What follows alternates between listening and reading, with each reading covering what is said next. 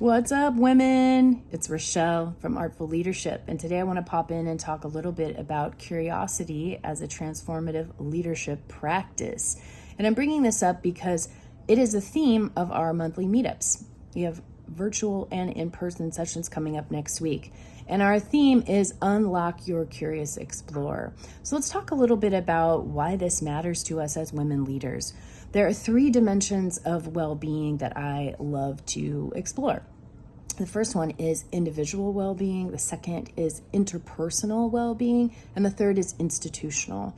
So when we look at the individual level of well-being and take a minute and think about where curiosity could serve us in our own individual well-being. Well, I don't know about y'all, but I know throughout my life I have often struggled with limiting beliefs about myself and my circumstances. Something difficult will happen to me and I make up a meaning about that, and then I live my life based on that new meaning that I've created, right? If I get a no from somebody or a rejection, suddenly it's like, oh, well, I'm bad, I'm no good, I suck, or they're a jerk, whatever, rather than, oh, this is an opportunity to look at what worked and what didn't and to learn something, right?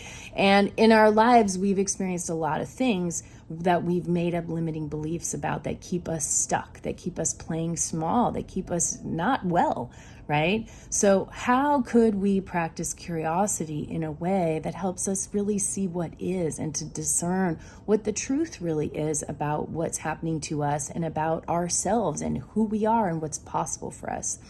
Second of all, when we look at that interpersonal level of well-being, right, those interpersonal relationships, how often do we get stuck in biases, in assumptions, in judgments, in shaming, blaming, conflict, all those kinds of things that keep us from being connected with others in our world? How often does a lack of curiosity keep us stuck in this othering, right? And I'm not going to get into politics, but I really believe that curiosity is something that is desperately needed in our world as citizens right now, right? There's so much othering happening right now, and it's keeping us separated, and it could really have dangerous consequences for us in our country, right? So how can we bring more curiosity to our relationships, to really understanding others, and how can it be a gateway to empathy and connection and new solutions that bring great possibilities to bear for everyone involved, right? So that's the second place of exploration. The third place is institutional well-being, right?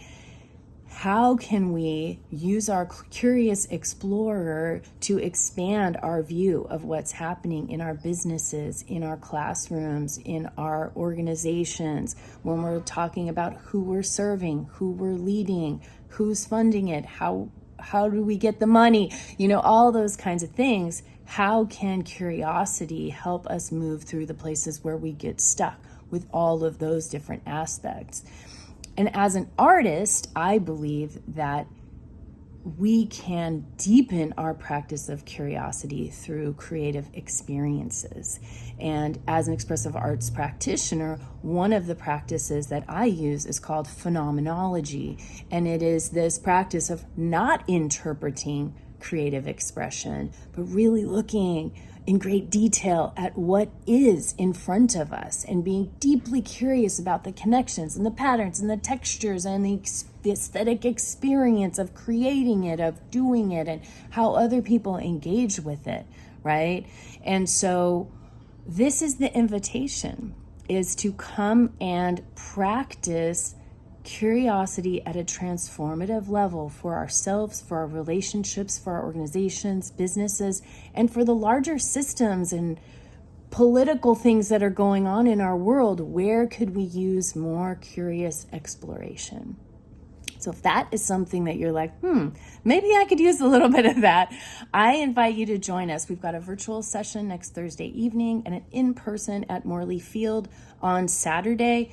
All the links are in my bio and comments and all the places. Please come join us and be a part of our community of women leaders who are committed to doing things differently and really leading from our thriving brains rather than our survival brains. I can't wait to see you there.